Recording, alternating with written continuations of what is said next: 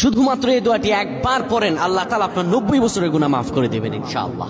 আপনার 90 বছরের গুনাহ মাফ হয়ে যাবে শুধুমাত্র এই দোয়াটি যদি একবার পড়তে পারেন। আপনার ভাগ্য খুলে যাবে, রিজিকে বরকত আসবে, মনের নেক আশা পূরণ হবে, আল্লাহ আপনার সব দোয়া কবুল করে দিবেন। সুবহানাল্লাহি ওয়া বিহামদি। এত ফজিলত, এই দোয়াটা আপনারা শেয়ার করে দিবেন। এই যুবকেরা, আমল না করেও সওয়াব পাবা। তোমার একটি শেয়ারে, একটা বাটনে প্রেস করে তুমি সওয়াব পেয়ে যাবা। কারণ তুমি আমল না করো, অন্য কেউ যদি তোমার শেয়ারের বদৌলতে আমল করে সওয়াব তুমি পেয়ে যাবা। নবীজির হাদিস। আমার ভাইয়েরা, আল্লাহর কাছে দোয়া করা, আল্লাহর কাছে দোয়া চাওয়া, এটি হলো মুমিনদের কাজ। আমার আল্লাহ বান্দাকে বলেন, বান্দারে উদউনি আস্তাজিব লাকুম, আমার কাছে চাও, আমার কাছে চাইলে আমি আল্লাহ তোমাকে দিয়ে দিব।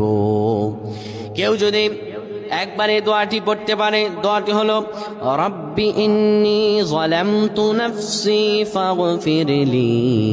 কেউ যদি এই দোয়াটা একবার পড়তে পারে, আমার আল্লাহ তাআলা তার 90 বছরের গুনাহগুলো মাফ করবেন। কবিরা গুনাহ নয়, সেটি হলো সগীরা গুনাহ। সগীরা গুনাহ মাফ হবে বলবেন।